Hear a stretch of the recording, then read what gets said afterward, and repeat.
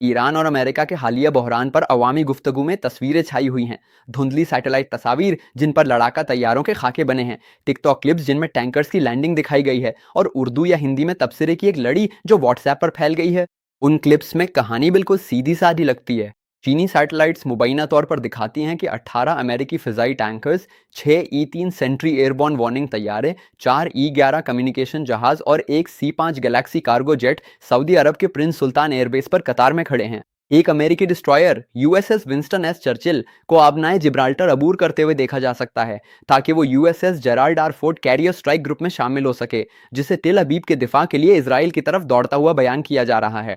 Israeli ज़राए का दावा है कि ईरान ने 12 रोज़ा जंग के बाद से 800 बैलिस्टिक मिसाइल तैयार किए हैं, यानी हर माह 100 मिसाइल, और ये सब इसराइल को निशाना बनाने की सलाहियत रखते हैं। दीगर पोस्ट में कहा गया है कि अमेरिका की फ़िज़ाई ताकत का तकरीबन निस्फ हिस्सा मशरिक़ वुस्ता भेज दिया गया है, कि 249 C-5 और C-17 कार्गो परवाज़ें पहले ही लैंड कर चुकी हैं, और ये भी कि एक लीक में ईरान के पूरे फ़िज़ाई दिफाई नेटवर्क के कोऑर्डिनेट सामने आ गए हैं। तस्वीर बहुत खतरनाक है, जैसे जंग सिर्फ चंद दिन की दूरी पर है, नाकाबिले रोक और बहुत बड़ी। हकीकत इससे कहीं ज़्यादा पेचीदा है। सबसे पहले, इनमें से ज़्यादातर आदाद-ओ-शुमार सरकारी बयानात या आज़ाद सहाफ़त के बजाय open source social media account से लिए गए हैं।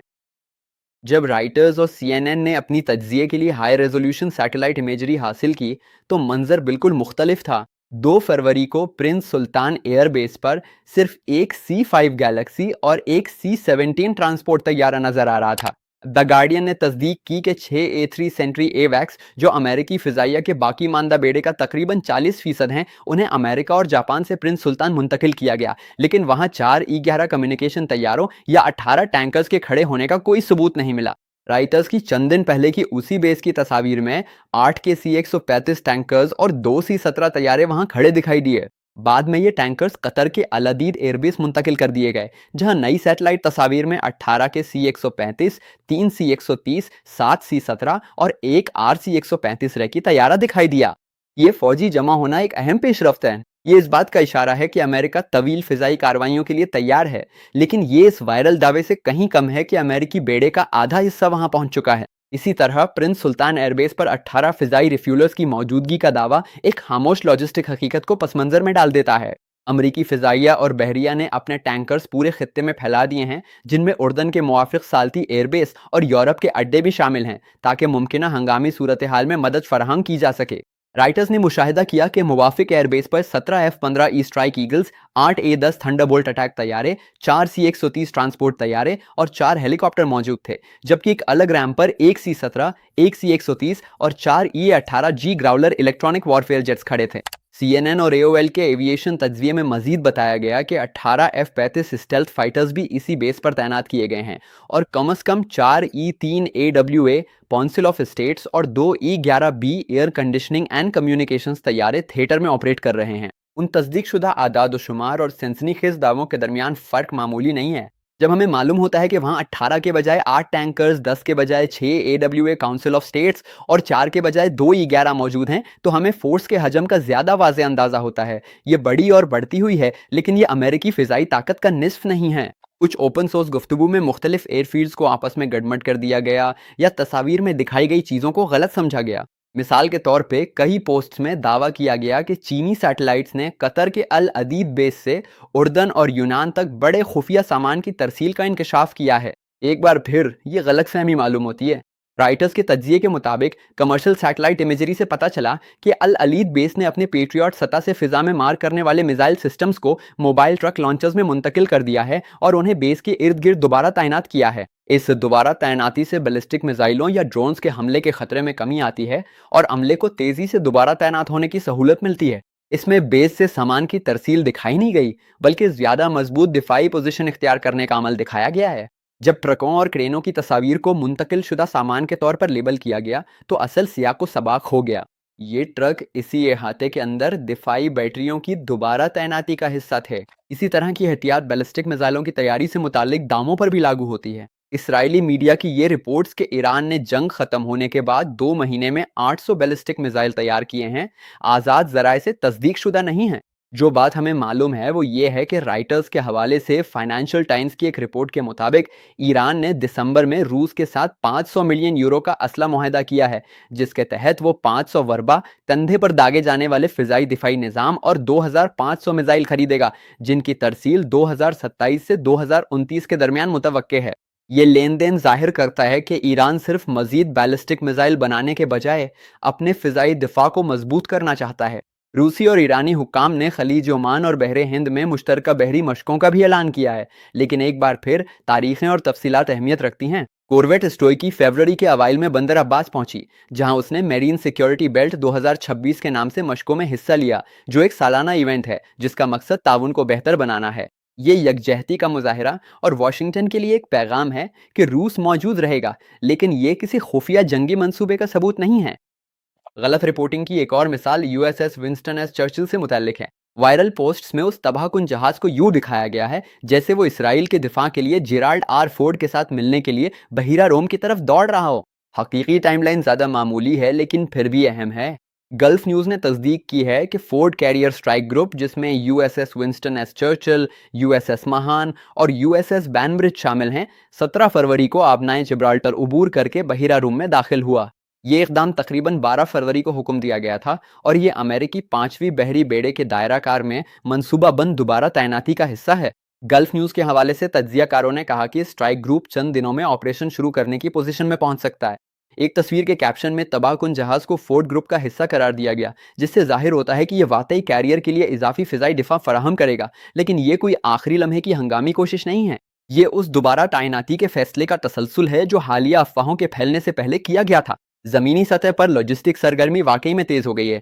نیوز ویک نے امریکی ایئر فورس کے لاگز کا حوالہ دیتے ہوئے رپورٹ کیا کہ صرف 24 گھنٹوں میں امریکی فوج نے 31 C-17 کارگو طیارے، 7 C-5 ہیوی ٹرانسپورٹ اور 9 KC-135 ری فیولنگ ٹینکرز اس خطے میں بھیجے۔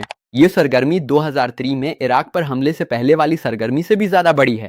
اس کا مقصد خطے بھر کے اڈوں پر گولہ بارود، اسپیئر پارٹس اور دیگر سامان کا ذخیرہ جمع کرنا ہے، تاکہ اگر کسی مہم کا حکم دیا جائے تو آپریشنز کو بغیر اس کے ٹرانسپورٹس کو بار بار امریکہ واپس جانا پڑے جاری رکھا جا سکے۔ لیکن یہ کہنا کہ اب امریکی فضائی طاقت کا نصف حصہ وہاں موجود ہے درست نہیں ہے۔ اب تک کے اعداد و شمار امریکی کل بیڑے کا ایک حصہ ظاہر کرتے ہیں، اگرچہ یہ ایک بڑا حصہ ہے جو ایک ہی علاقے میں مرکوز ہے۔ عالمی ریکگنیشن نے نشاندہی کی کہ 6 E-3 سینٹری طیارے، جو کہ AWA کونسل آف اسٹیٹس بیڑے کا تقریباً 40% ہیں، یورپ کے راستے مشرق وسطی بھیجے جا رہے ہیں، جو اس بات کی علامت ہے کہ پینٹاگون خلیج میں فضائی حدود کے انتظام کو کتنی سنجیدگی سے لیتا ہے۔ لیکن باقی فضائیہ اب بھی دیگر علاقوں میں پھیلی ہوئی ہے، جن میں انڈو پیسفک اور بر اعظم امریکہ شامل ہیں۔ یہ بیانیہ کہ ایران کے فضائی دفاع کے کوارڈینیٹس فلائٹ ریڈار 24 پر لیک ہو گئے ایک اور احتیاطی سبق ہے۔ فلائٹ ریڈار 24 ایک عوامی ٹریکر ہے جو سول پروازوں کے لیے ہے، یہ کوئی فوجی انٹیلیجنس فیڈ نہیں ہے۔ کسی معتبر ذرائع نے یہ رپورٹ نہیں کیا کہ اس ویب سائٹ نے ایرانی فضائی دفاع کی خفیہ جگہیں ظاہر کی ہیں۔ فلائٹ ریڈار سے کوارڈینیٹس لیک ہونے کے بارے میں غلط معلومات غالباً ان صارفین کی وجہ سے پھیلتی ہیں جو تجارتی نقشوں پر اپنی تحقیق کے نوٹس لگا کر انہیں سرکاری ظاہر کرتے ہیں۔ عملی طور پر فضائی دفاعی مقامات تمام فریقین کو جاسوسی سیٹلائٹس اور دیگر ذرائع سے معلوم ہوتے ہیں۔ خطرہ کسی عوامی افشا میں نہیں ہے، بلکہ اس بات میں ہے کہ اگر جنگ شروع ہو جائے تو ان نظاموں کو کتنی تیزی سے منتقل کیا جا سکتا ہے۔ ایرانی کمانڈرز اس بات سے بخوبی واقف ہیں۔ فروری کے اوائل میں فارس نیوز نے کمانڈرز کے حوالے سے کہا کہ اگر تنازع بڑھا تو موبائل لانچرز کو منتشر اور چھپا دیا جائے گا، اور یہ رد عمل امریکی پالیسی میں تبدیلی کے جواب میں ہے، نہ کہ کسی لیک کے باعث۔ فوجی تیاریوں کے باوجود سفارتکاری رکی نہیں ہے۔ RBC یوکرین نے ایکسیوس کے رپورٹ کا خلاصہ پیش کرتے ہوئے کہا کہ امریکی نمائندے اور ایرانی مذاکرات کار جنیوا میں ایک اور دور کے مذاکرات کی تیاری کر رہے ہیں، جس میں عمان ثالث سا کردار ادا کر رہا ہے۔ خلاصے کے مطابق امریکہ ایک عارضی معاہدے پر غور کر سکتا ہے جس کے تحت ایران کی یورینیم افزودگی کو محدود کیا جائے گا اور اس کے بدلے میں پابندیوں میں جزوی نرمی کی جائے گی تاکہ یہ ایک زیادہ جامع معاہدے کی طرف پل کا کام دے سکے۔ مذاکرات سے واقف ایک ذریعے نے RBC کو بتایا کہ جب عمانی ثالثوں نے واشنگٹن کی جانب سے میزائلوں سے متعلق تجاویز والا ایک لفافہ پیش کیا تو ایرانی وزیر خارجہ عباس عراقچی نے اسے کھولنے سے انکار کر دیا اور اصرار کیا کہ ایران کا میزائل پروگرام زیر بحث نہیں آئے گا۔ یہ واقعہ اس بات کی عکاسی کرتا ہے کہ کس طرح ہر فریق طریقہ کار کو اپنی سرخ لکیر ظاہر کرنے کے لیے استعمال کرتا ہے۔ امریکہ اور اسرائیل کے لیے بیلسٹک میزائل ایک بنیادی خطرہ ہیں۔ ایران کے لیے یہ میزائل ان خطرات کے خلاف ایک روک ہیں جنہیں وہ اسرائیل، سعودی عرب اور امریکہ کی طرف سے اپنے وجود کے لیے خطرہ سمجھتا ہے۔ लिफाफा वापस भेजकर इराकी ने वॉशिंगटन को ये पैगाम दिया कि कोई भी मुआहदा जो मिसाइलों से मुताल्लिक होगा वो शुरू ही में मुर्दा समझा जाएगा। इस बहस में अक्सर ये बात नज़रअंदाज कर दी जाती है कि कानूनी और इदारा जाती पाबंदियां वॉशिंगटन के पास मौजूद इख्तियारात को किस तरह तश्कील देती हैं।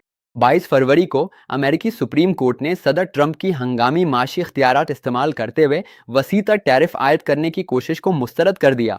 6 के मुकाबले में 3 के फैसले में चीफ जस्टिस जॉन रॉबर्ट्स ने लिखा कि international emergency economic powers act सदर को दरामदात को रेगुलेट करने का अख्तियार नहीं देता और कांग्रेस ने टैरिफ या ड्यूटी आयद करने का अख्तियार नहीं सौंपा। ये फैसला इसलिए अहम है क्योंकि ये इंतजामिया की जानिब से तजारती पाबंदियों को यकतरफा दबाव के आले के तौर पर इस्तेमाल करने की सलाहियत को महदूद करता है। अगर इंतजामिया ईरान के साथ तिजारत करने वाले ममालिक पर यकतरफा तौर पर टैरिफ नहीं बढ़ा सकती तो वो फौजी और सिफारती ज़राए पर ज़्यादा इन्हिसार कर सकती है। उस लिहाज से अदालत का फैसला मौजूदा बहरान पर दोबारा असरअंदाज होता है। ये माशी जंग के कानूनी दायरा कार को मजीद सख्त करता है और दबाव के दीगर तरीकों को ज़्यादा पुरकशिश बनाता है। ये दावा कि ईरान ने 800 बैलिस्टिक मिसाइल्स की पैदावार शुरू कर दी है या ये कि अमेरिकी टैंकर्स और कार्गो परवाज़ों की तादाद सैकड़ों में है, शवाहिद से साबित नहीं किया जा सकता। जो बात हमें मालूम है वो ये है कि ओपन सोर्स इंटेलिजेंस मिसाइल्स या हवाई जहाज़ों की गिनती के मामले में अच्छी शोहरत नहीं रखती। माहिरीन अक्सर खबरदार करते हैं कि रैम पर खड़े साजो सामान की तस्वीर एक लम्हाती मंजर पेश करती हैं, ना कि ऑपरेशनल ताकत की पैमाइश। इसकी एक वजह यह है कि अफवाह जानबूझकर अपने असाते मुंतकिल और छुपाती हैं। एक और वजह यह है कि सैटेलाइट्स भी महदूद हद तक ही देख सकती हैं। मिसाल के तौर पर राइटर्स की इस रिपोर्ट में जिसने मुआफिक सालती पर F-15, A-10 और ग्रूवलर्स को दस्तावेजी शक्ल दी, ये भी जिक्र किया गया कि इजाफी तैयारे शेल्टर्स के नीचे या हैंगर्स के अंदर छुपाए जा सकते हैं। इसलिए वो तज्जियाकार जो अवामी तस्वीर पर इन्हिसार करते हैं उन्हें अपनी तादाद के बारे में वजाहत करना पड़ती है। ऐसा न करने से अंदाजे हद से ज़्यादा हो सकते हैं जो बाद में खुद साख्ता अफसाने बन जाते हैं। लॉजिस्टिक सरगर्मी खुद भी एक किस्म की जबर पर मबनी सिफारतकारी है। एक दूसरा कैरियर स्ट्राइक ग्रुप तैनात करके और टैंकर्स, वेडब्ल्यूए, काउंसिल ऑफ स्टेट्स को खित्ते में मुंतकिल करके वॉशिंगटन ये पैगाम देता है कि वो जंग के लिए तैयार है, लेकिन अब भी मुज़ाकराती हल को तरजीह देता है। ईरान भी इसके जवाब में अपने मिसाइलों की मुल्की पैदावार को उजागर करके और रूस के साथ मुश्तरका मशकें करके अपनी मुज़ाहमती ताकत का पैगाम देता है। चीन, जिसे कुछ सोशल मीडिया पोस्ट ईरान को खुफिया तौर पर असला फराहम करने वाला करार देती हैं, ने सरेआम तमाम फरीकैन से तहम्मुल का मुजाहरा करने की अपील की है और इसे इस खित्ते में किसी ऐसी जंग में कोई दिलचस्पी नहीं जो इसकी बेल्ट एंड रोड सरमायाकारी को मुतासिर करे। राइटर्स ने रिपोर्ट किया है कि चीन अब भी ईरान का सबसे बड़ा तिजारती शराकतदार है, लेकिन इसने तेहरान पर जोर दिया है कि वो ऐसी कार्रवाइयों से बाज रहे जो बहीरा अहमर और खलीज ओमान में जहाज रानी को खतरे में डाल सकती हैं। तो अगरचे बीजिंग के मकासद के बारे में कयास आराइयाँ ऑनलाइन जोरों पर हैं, लेकिन अवामी रिकॉर्ड एहतियात और माशी हकीकत पसंदी को जाहिर करता है, ना कि किसी तसादुम की ख्वाहिश को। हकीकत और अफसाने में फ़र्क करने के बाद भी जो बड़ा सवाल हल तलब रहता है वो ये है कि ये कशीदगी कब तक खुली जंग में तब्दील हुए बगैर बरकरार रह सकती है। तैयारियों में इजाफा जारी है और तकरीबन रोज़ाना मजीद अमरीकी तैयारे और सामान पहुँच रहे हैं। सिफारती चैनल्स खुले हैं लेकिन नाजुक हालत में हैं। ईरान की क़यादत पर मुल्क के अंदर सख्त गिर अनासिर का दबाव है जो समझौते को कमज़ोरी समझते हैं। अमरीकी इंतज़ामिया पर भी अंदरूनी नाक़दीन और इत्तेहादियों का दबाव है जो ज़्यादा सख्त मौक़िफ़ चाहते हैं। खतरा ये है कि इंटेलिजेंस की गलत तशरीह, चाहे वो गलत लेबल शुदा सैटेलाइट तस्वीर हों या मुबालगा आमेज़ आदाद शुमार, अवामी राय को मुतासिर कर सकती है और इसके नतीजे में सियासी फैसलों पर भी असरअंदाज हो सकती है। अगर शहरी ये यकीन कर लें कि जंग नागुज़ीर है क्योंकि अमेरिका पहले ही अपनी मिस फ़ज़ाइया खलीज में मुंतकिल कर चुका है या ईरान तकरीबन 1000 मिसाइल बना चुका है, तो फिर रहनुमाओं को कशीदगी बढ़ाने में कम रुकावटों का सामना करना पड़ेगा। उसके बरक्स अगर लोग ये समझ जाएं कि दोनों फरीक मालूमात और अपने रवैये को मुज़ाकरात के एक हथियार के तौर पर इस्तेमाल कर रहे हैं, तो पुरअमन हल के लिए ज़्यादा गुंजाइश पैदा हो जाती है। ये नज़रअंदाज किया गया पहलू अब भी अहम है क्योंकि तस्दीक शुदा आदाद शुमार के बजाय वायरल नंबर्स पर इन्हिसार करने का लालच पॉलिसी को बिगाड़ सकता है। अगर इसको चैलेंज ना किया जाए तो मुस्तकबिल में इसके नताइज मुमकिन हो सकते हैं। पाबंदियां गलत तौर पर आयद हो सकती हैं क्योंकि रहनुमा ईरान की सलाहियत को बढ़ा चढ़ाकर अंदाज़ा लगा लेते हैं। कबल अज़ वक्त हमले इस गलत फहमी में किए जा सकते हैं कि तमाम असासे एक ही अड्डे पर जमा है। जवाबी हमले गलत अंदाजे पर मबनी हो सकते हैं अगर कमांड सेंटर्स ये फ़र्ज़ कर लें कि एक लीक ने तमाम फ़िज़ाई दिफाई मकामात को बेनकाब कर दिया है, हालांकि हकीकत में ये निज़ाम मुतहर्रिक हैं। सुप्रीम कोर्ट का टैरिफ इख्तियारात पर फैसला माशी दबाव को दोबारा कांग्रेस की तरफ मुंतकिल कर सकता है, जिससे सिफारतकारी की अहमियत बढ़ जाएगी। और जितना ज़्यादा ये तातुल जारी रहेगा, दोनों फरीक अपनी हिकमत अमलियों को उतना ही ज़्यादा ढाल लेंगे, जिससे रवैये और तैयारी में फ़र्क करना मुश्किल हो जाएगा। तो जब हम देखते हैं कि तैयारा बरदार जहाज़ आबनाओं से गुजर रहे हैं, टैंकर लड़ाका तैयारों को ईंधन फराहम कर रहे हैं और सिफारतकार लिफाफे का तबादला कर रहे हैं, तो एक ही सवाल हमारी तशरीह की रहनुमाई करना चाहिए। क्या हम एक नागुज़ीर उल्टी गिनती देख रहे हैं, या हम एक ऐसे आला सतह के मुज़ाकरात के गवाह हैं जहां मालूमात और नकलो हरकत को बतौर दबाव इस्तेमाल किया जा रहा है? इस फ़र्क को समझना इस बात का तायुन कर सकता है कि आप जंग की हिमायत इसलिए करते हैं कि आपको बताया गया कि ये नागुज़ीर है, या आप समझौते की हिमायत इसलिए करते हैं कि आपने देखा कि गलत फहमियाँ कैसे फैला की जा सकती हैं। मुझे कमेंट्स में बताएं, जब आप किसी बहरान में कोई ठीक-ठीक अदद सुनते हैं, तो क्या आप उसकी असल जांचते हैं कि ये कहाँ से आया है, और क्या आप समझते हैं कि ज़्यादातर लोग ऐसा करते हैं?